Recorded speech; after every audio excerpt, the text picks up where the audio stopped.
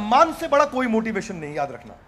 भगवान ने भी क्या किया, भगवान का रूल है catch people doing right things. Arjun गलती भी कर रहा है लेकिन उसकी राइट थिंग भी बता रहे हैं। ऑब्जेक्शन हैंडल करने का सबसे अच्छा तरीका है ऑब्जेक्शन को हैंडल ही मत करो।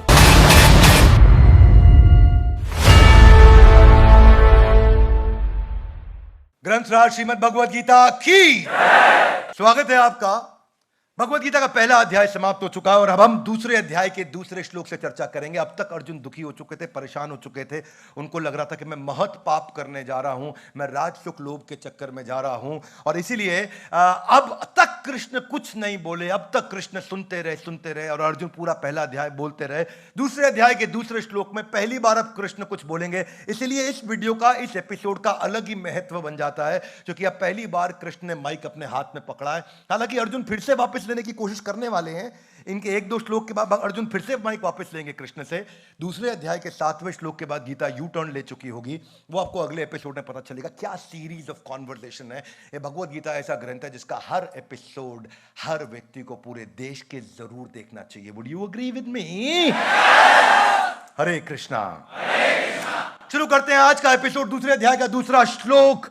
ये श्लोक क्या है? यह है अपमान से सम्मान तक। इसका टाइटल होना चाहिए अपमान से सम्मान तक।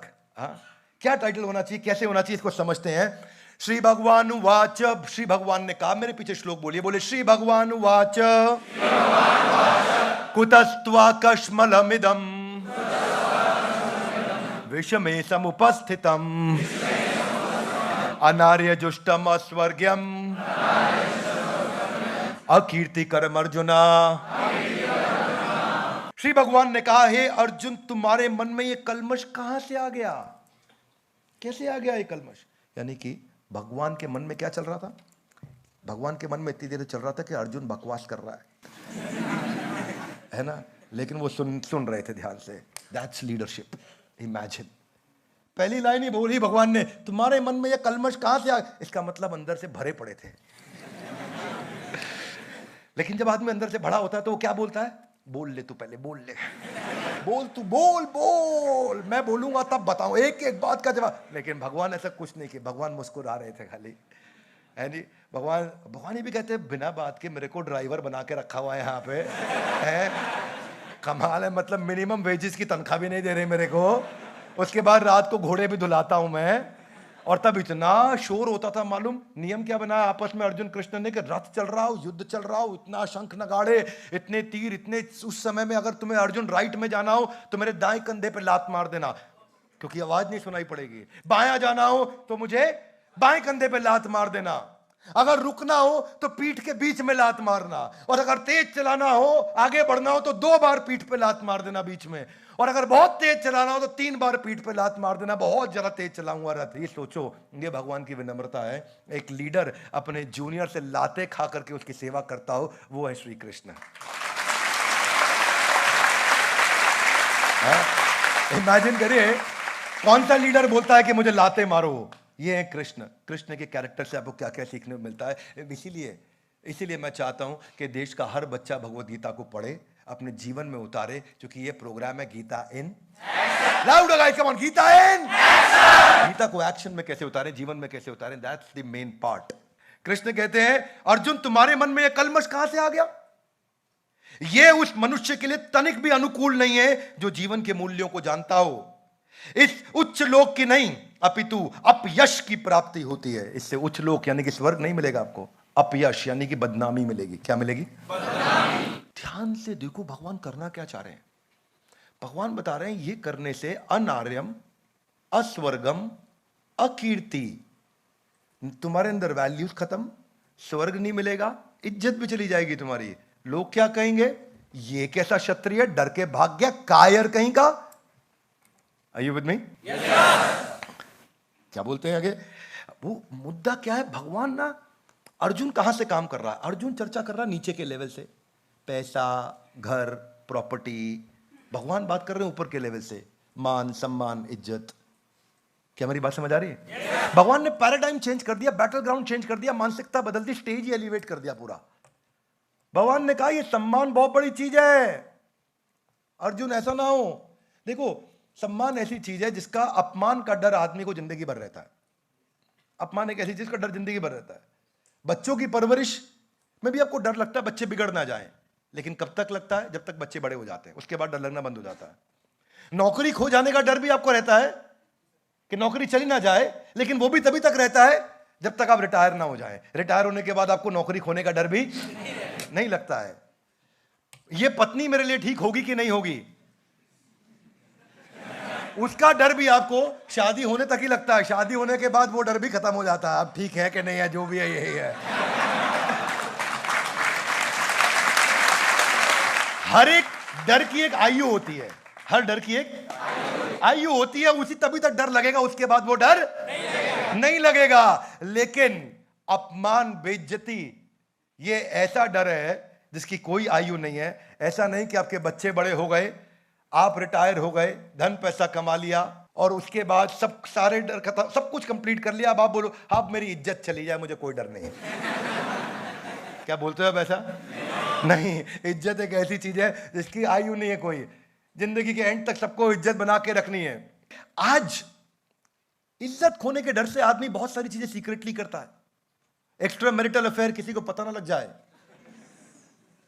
इसीलिए जब वो डेटिंग ऐप पे भी जाता है तो गलत फोटो लगाता है, गलत नाम लिख जाता है, पूरा नाम नहीं लिखता डेटिंग ऐप पे, लेफ्ट स्वाइप राइट स्वाइप। ये जितने हंस रहे हैं सबने अपना अपना प्रोफाइल बनाया हुआ है। अगर प्री मैरिज प्रेगनेंसी हो जाती है तो कितना डर लगता है, छुपाता है व्यक्ति। टैक्स इवेजन, काला धन, आदमी डर के मारे छुपाता है हर चीज को। अगर उसको रेड लाइट एरिया से भी निकलना पड़ता है तो 2 मास्क लगा लेता है, करना कुछ नहीं लेकिन उधर से जाने में दिक्कत होती है कि नहीं?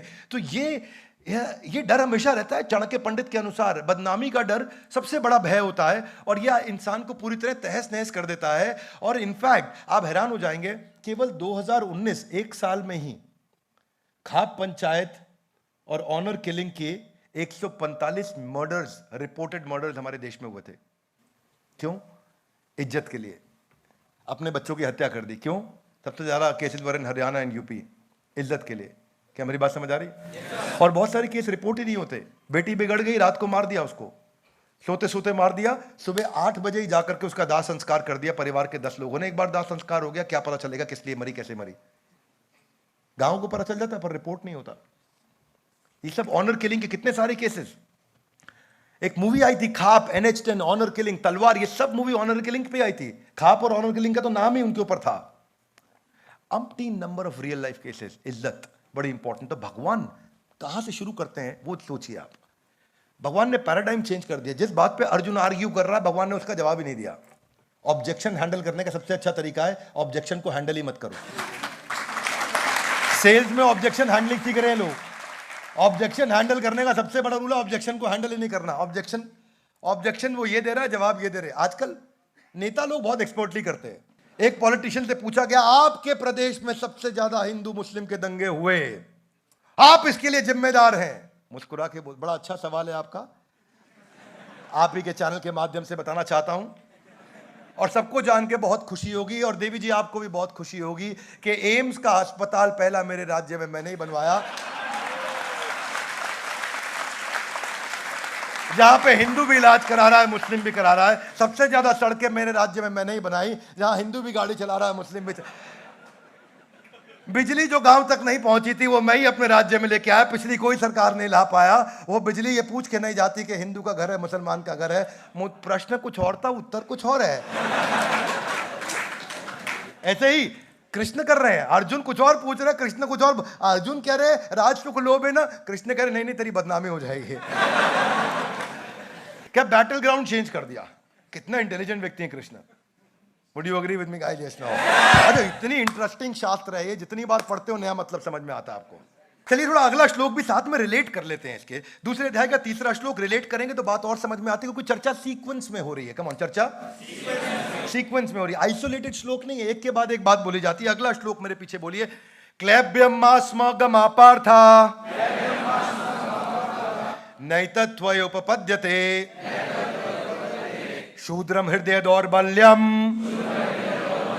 त्यक्तो उत्तिष्ठ परंतपा। अनुवाद और तात्पर्य शिला प्रभुपाद जी के द्वारा। शिला प्रभुपाद की हे प्रथा पुत्र इस हीन, हे प्रथा पुत्र, थोड़ा रिश्ता बना रहे हैं। प्रथा कौन है? कुंती माता, तो कुंती माता के पुत्र, थोड़ा रिश्ता भी बना रहे हैं। कब कौन से नाम से बुलाया जाता है, बड़ी इंपॉर्टेंट चीज है। जब अर्जुन को मोटिवेट करना, कृष्ण बोलते महाबाहु, हाथ आगे लाए, क्या बोलते हैं? महाबाहु, जिसकी महान बलशाली भुजाएं हैं, जिसका 21 इंच का डोला है। अर्जुन तुम बड़े सॉलिड आदमी, मोटिवेट करना तो उस नाम से बुलाएं। हम आम जनता में भी होता है, आप अलग अलग नाम से लोगों को बुलाते हो उस समय जिस समय जो इमोशन है वो।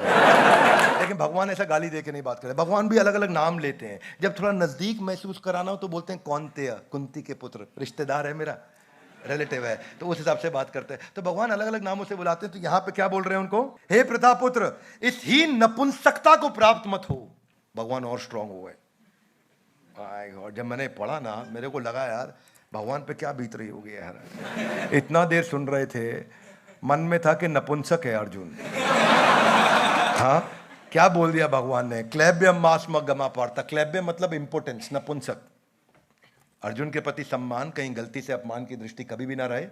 हाथ जोड़ के क्षमा चाहेंगे, लेकिन हम कॉन्टेक्स्ट को समझेंगे कि भगवान इरिटेट थे बहुत। वह पूरा पहला अध्याय निकाल दिया। इतना टाइम तूने खराब किया अर्जुन। शंख बज चुके हैं, तीर चल रहे हैं, तेरे को भी लग सकता है, मेरे को भी लग सकता है, खामखा तंग कर रहा है। और भगवान ने ऐसी कोई बात नहीं करी, तब भी सुनते रहे। और फिर क्या बोले? क्लैब्य मास्मा गमा पार्था, नपुंसक, ऐसा गुस्से में बोले। यानी कि भगवान अपमान से सम्मान तक लेके जा रहे हैं। सुनना बात को ध्यान से, कॉन्टेक्स्ट को समझो कि शब्द का प्रयोग कब किया जाता है। ये इंटेलिजेंट लोग हैं दुनिया के, ये 14 भौतिक लोकों में, ये सारे ब्रह्मांड में सबसे बुद्धिमान लोग हैं। ये कृष्ण है। जब वो कोई बात बोल रहे हैं, बड़ी वैल्यू होती है। होता है ना कि अभी किसी का रेप हुआ, राहुल गांधी ने क्या बोला, प्रधानमंत्री मोदी ने क्या बोला, तो वो ट्वीट करते हैं तो उसका न्यूज बन जाता है। ऐसे ही भगवान भी ट्वीट कर रहे हैं। तो भगवान सबका न्यूज आज तक बना हुआ है। किसी प्रधानमंत्री का न्यूज 5200 साल तक नहीं बन सकता इस पूरी पृथ्वी पे। केवल भगवान कृष्ण का न्यूज है जो 5250 साल के बाद भी आज इस हॉल में हम चर्चा करने के लिए, उनको सम्मान देने के लिए आए हैं। कॉन्स्टिट्यूशन ऑफ इंडिया में बहुत अमेंडमेंट हो चुके हैं। भगवत गीता ही एक ऐसा शास्त्र है, ऐसा कॉन्स्टिट्यूशन है जिसमें कोई अमेंडमेंट नहीं हुआ आज तक। क्लैब्यम मास्म गमा पार्था। और आगे सुनो क्या कह रहे हैं। अच्छा, एक जगह जो है ना, परंतपा नाम यूज कर रहे हैं। परंतपा कौन होता है भाई? जो शत्रुओं को तपा तपा के मारता हो। कौन होता है? जो शत्रुओं को तपा तपा के मारता हो। तो भगवान इतना जीनियस है कि मैं क्या बोलूं। बात वो तो है ही जीनियस, पर बस मेरे मन में जो निकल रहा है बोल रहा हूं मैं, रुका नहीं जा रहा है। कि वो इतने जीनियस है कि क्या कब नाम इस्तेमाल करना है। अर्जुन का बोल रहे हैं, हो तो तुम परंतपा, शत्रुओं को तुम तड़पा तड़पा के मार सकते हो, पर काम क्या कर रहे हो? शूद्रम हृदय दौर्बल्यम, इतना दुर्बल हृदय तुम्हारा। ऐसा गुस्से में आ गए भगवान, है ना। मतलब, और फिर क्या कह रहे हैं लास्ट में? कहते हैं त्यक्त्वो उत्तिष्ठ परंतपा। हाथ आगे लाई, त्यक्त्वो, त्यागो, उत्तिष्ठ परंतपा। खड़े हो जाओ अर्जुन। कभी कभी हम लोग लाइफ में डिप्रेस हो जाते हैं ना, तो सोचो ये भगवान अर्जुन को नहीं बोल रहे, मुझे बोल रहे हैं। जिस दिन ये भगवत गीता आपने ऐसे पढ़ी ना कि भगवान को अर्जुन को बोलने की जरूरत नहीं थी, अर्जुन बुद्धिमान थे, ये तो केवल उन्होंने एक स्टेज पे ड्रामा किया है। अर्जुन के माध्यम से उन्होंने भगवत गीता तो केवल मुझे सुनानी थी। भाई तुम हो तो परंतपा, पर काम कैसा कर रहे हो? भगवान अर्जुन को उसकी बेइज्जती का और इज्जत का, दोनों का एहसास दिला रहे हैं। नपुंसक मत बनो और शूद्र हृदय की दुर्बलता की तरह काम मत करो। क्षत्रियों का डर से कोई वास्ता नहीं होता, क्योंकि वो वहां कदम रखते हैं जहां कोई रास्ता नहीं होता। भगवान मोटिवेट करने के लिए दोनों प्रोसेस अपना रहे हैं, डांट भी रहे हैं और तारीफ भी कर रहे हैं। क्या बैलेंस है, अमेजिंग अमेजिंग बैलेंस है। एंड जो किया भगवान ने वो तारीफ से किया, परंतपा। लाइन जहां खत्म हुई वो परंतपा पे हुई। क्या पहले थोड़ा डांट लो, पहले थोड़ा अच्छा नाम बोलो उनका, फिर थोड़ा डांट लगा दो, फिर थोड़ी तारीफ कर दो। ये बड़ा स्टाइल है। कम्युनिकेशन सीखना पड़ेगा आपको भगवान से। किसी को कुछ कहना हो तो सैंडविच अप्रोच। सैंडविच अप्रोच क्या है? हाथ आगे लाए, 40 20 40। पहले 40% उसकी तारीफ करो, फिर 20% बता दो उसको हृदय दौर्बल्यम तुम्हारा हृदय दुर्बल हो रखा है इस समय, और फिर 40% लास्ट में हो तो तुम परंतप। हाँ, भगवान क्या इंटेलिजेंट व्यक्ति है, कैसे बात करते हैं इंटेलिजेंटली। इमेजिन करिए, भगवत गीता से बढ़िया ग्रंथ नहीं कोई। अगर जीवन भर एक ही किताब पढ़नी हो तो वो एक ही किताब है, ग्रंथराज श्रीमद् भगवत गीता।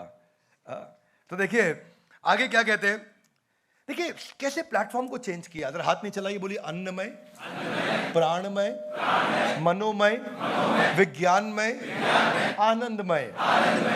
ये मैस्लोस की हायरार्की जो थी ना, वो तो अभी रिसेंटली आई है।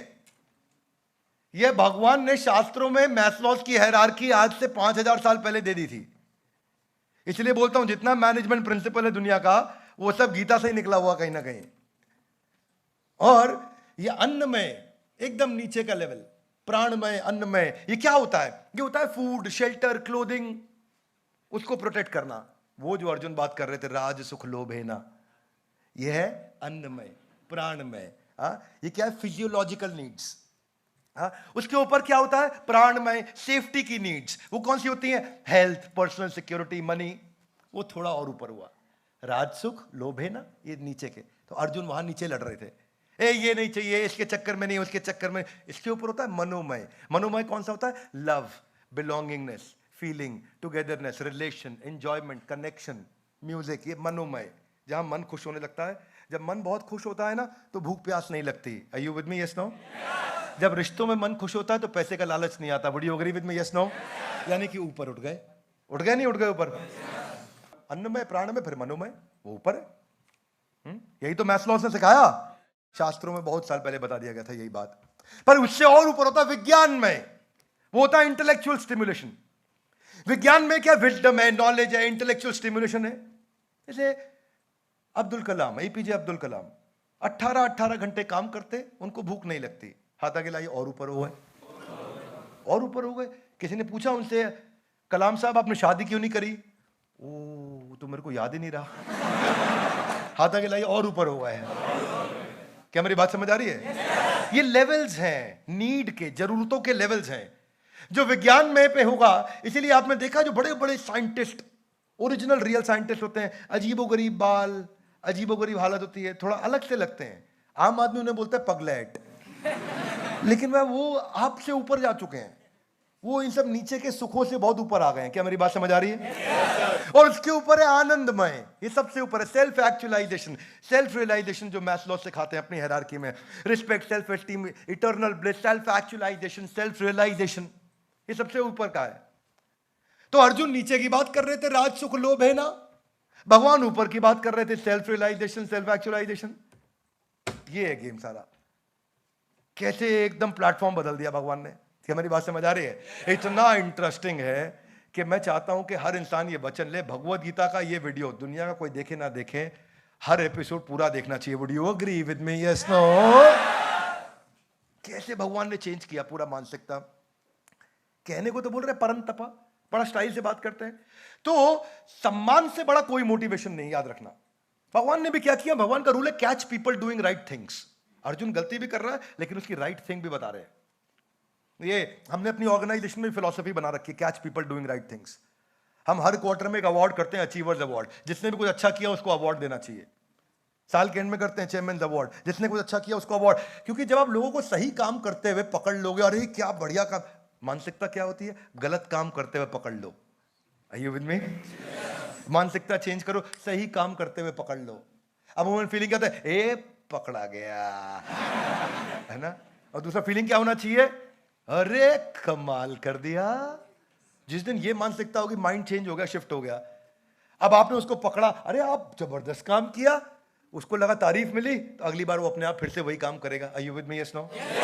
तो वही है ना मुद्दा, जिस व्यवहार को दोगे पुरस्कार, उसी व्यवहार को दोहराएगा बार बार। तो भगवान भी यही कर रहे हैं। भगवान उसको परंतपा बोल रहे हैं, अर्जुन को भी लग रहा बात सही है, मैं हूं तो परंतपा। तो भगवान ने उस व्यवहार पे दिया पुरस्कार, अर्जुन अब उसी को थोड़ी देर में दोहराएगा बार बार। ऐसा तड़पा तड़पा के मारूंगा। तो भगवान बड़ा इंटेलिजेंटली बात करते हैं। इसलिए मैंने तो सब मैनेजमेंट प्रिंसिपल यहीं से सीखे। एक कॉलेज में एमबीए किया था, वो किसी काम की नहीं थी मेरी। किसी को मालूम हो कॉलेज का नाम तो बोल मत देना। तो मेरी एमबीए गुरुकुल में हुई थी, वो रियल एमबीए थी। हाँ, वो एमबीए का नाम है मोस्ट ब्यूटीफुल एसोसिएशन एमबीए। हाँ, तो सम्मान जो है वो व्यक्ति में इतना आत्मविश्वास भर सकता है, इतना आत्मविश्वास भर सकता है कि वो कुछ भी करने को तैयार हो जाए। ये है श्लोक कि भगवान ने स्टार्टिंग कैसे किया। अर्जुन को अपमान भी समझा दिया, सम्मान भी समझा दिया। दानवीर कर्ण, कर्ण एक सूत पुत्र थे, अंगराज कर्ण, लेकिन थे कौन वो? माता कुंती के पुत्र थे। पांडव, पांचों पांडवों के सबसे बड़े भाई थे, पर जीवन में उनको कभी भी हमेशा प्रतिकूल परिस्थितियों से लड़ना पड़ा। कर्ण को जीवन में कोई सुख नहीं मिला, कर्ण को हमेशा तकलीफ रही, उसकी हमेशा बदनामी बेइज्जती हुई। और हुआ क्या? पहला आदमी जिसने उसको इज्जत दी वो था दुर्योधन। और दुर्योधन ने इज्जत दी, सम्मान दिया, तो अपने भाइयों की, सगे भाइयों की हत्या करने को भी कर्ण तैयार हो गया। यह होता है सम्मान से जनरेट किया हुआ मोटिवेशन। यह सम्मान की ताकत। 1857 में जब अंग्रेजों के खिलाफ हमारे भारतीय क्रांतिकारियों ने युद्ध छेड़ा, महारानी लक्ष्मीबाई क्या ताकतवर, खूब लड़ी मर्दानी।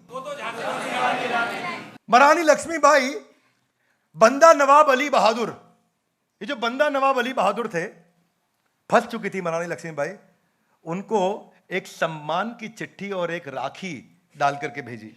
अब मुसलमान बंदा नवाब अली बहादुर, लेकिन सम्मान जब उनको दिया, उनकी बहन माना अपने आप को और उनको अपना भाई माना, तो उसकी आंख में आंसू आ गए। और वही शासक उठा खड़ा हुआ, बोला ये अंग्रेजों को हमारे देश में आके बंटवारा नहीं करने देंगे। हिंदू मुस्लिम बाद की बात है, पहले मेरा देश है। इस देश को बचाने के लिए और मेरी बहन महारानी लक्ष्मीबाई को बचाने के लिए तुरंत उसी रात को 10,000 लोगों की सेना लेकर के जंगल के रास्ते यही निकल पड़े और जाके महारानी लक्ष्मीबाई की मदद करी उन्होंने। इसको बोलते हैं कि अगर आप किसी को सम्मान दोगे तो वो, अगर उसको जरूरत भी नहीं है तो भी आकर के आपके साथ में खड़ा हो जाएगा। Would you agree with me guys? Come on. Rani Karnavati, ये कौन थी? ये चित्तौड़ की रानी थी, रानी कर्णावती। और इनके पति का नाम था राणा सांगा। राणा सांगा बहुत शक्तिशाली थे, लेकिन उनके जो पुत्र थे महाराज विक्रमादित्य, जिनको बाद में राज्याभिषेक किया गया, वो उतने शक्तिशाली नहीं थे। तो बहादुर शाह ने जाकर के राणा सांगा की मौत के बाद विक्रमादित्य पे अटैक कर दिया ताकि वो चित्तौड़ को अपने कब्जे में ले सके। और महारानी कर्णावती ने उस समय चिट्ठी मुगल शासक हुमायूं को लिख करके भेजी और उनको अपना भाई बनाया, राखी भेजी, चिट्ठी भेजी, सम्मान भेजा। हुमायूं को वो चिट्ठी मिली नहीं, क्योंकि उस समय वो आगरा दिल्ली ट्रैवल कर रहे थे, उन्हें चिट्ठी लेट मिली। जैसे ही चिट्ठी मिली, पूरी सेना को उन्होंने तैयार किया और तुरंत चित्तौड़ निकल पड़े उनकी मदद करने के लिए। लेकिन तब तक महारानी कर्णावती का जौहर हो चुका था।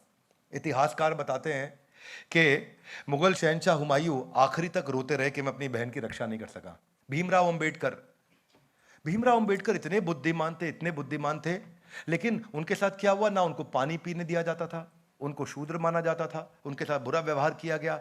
भीमराव अंबेडकर को स्कूल में पढ़ने नहीं दिया, क्लासरूम में उनको बाहर बैठाया जाता था, उनका बहुत बुरा हाल हुआ। लेकिन अल्टीमेटली सयाजी राव गायकवाड़ महाराष्ट्र में, उन्होंने भीमराव अंबेडकर की मदद करी, उनको स्पॉन्सर किया, एजुकेशन कराया।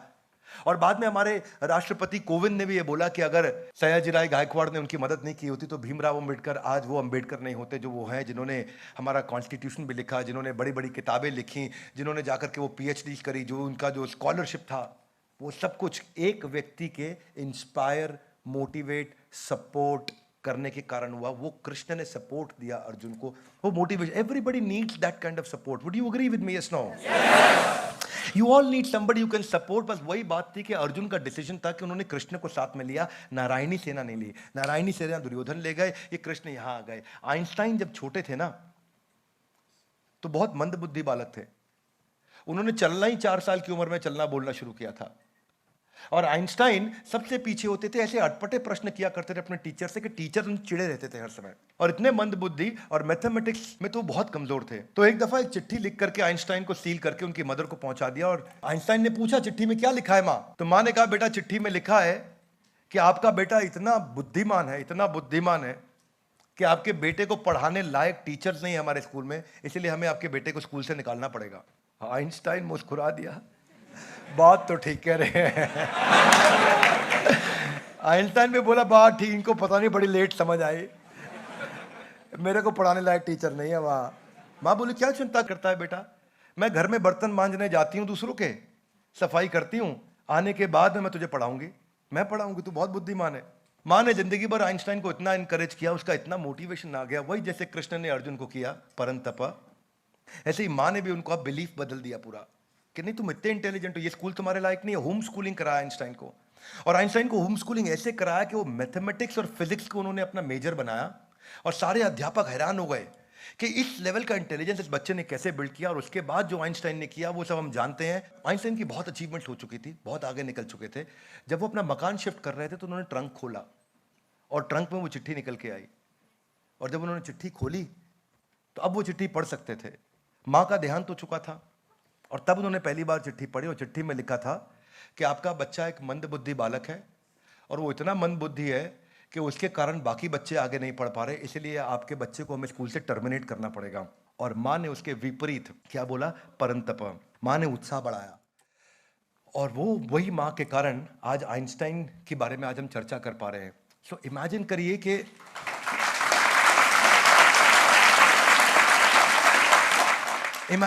कॉन्वर्सेशंस कैसी होनी चाहिए, और जैसे अर्जुन के जीवन में कृष्ण थे, ऐसे ही हम सबके जीवन में भी एक कृष्ण होने चाहिए।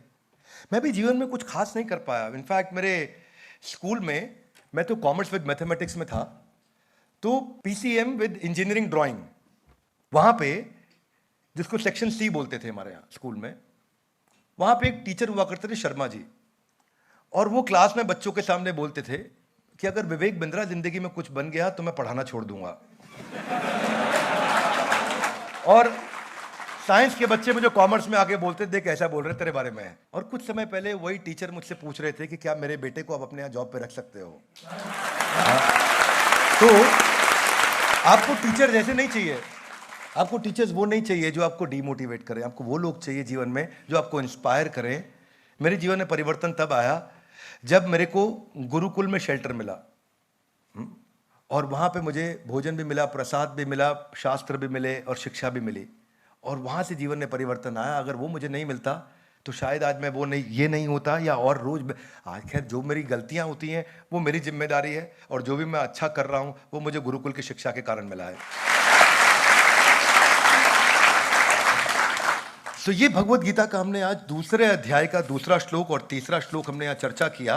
अगले एपिसोड में हम देखेंगे कि भगवत गीता यू टर्न लेगी दूसरे अध्याय के 7वें श्लोक में। तो इसीलिए मैं सबको रिक्वेस्ट करूंगा कि इन वीडियोस को पूरा देखिए, इन वीडियोस को जरूर देखिए, और जिंदगी में एक भी एपिसोड मत मिस करिए। क्या आप ईमानदारी से अग्री करेंगे loudly, yes no? ग्रंथराज Shrimad Bhagavad Gita की धन्यवाद। Thank you very much.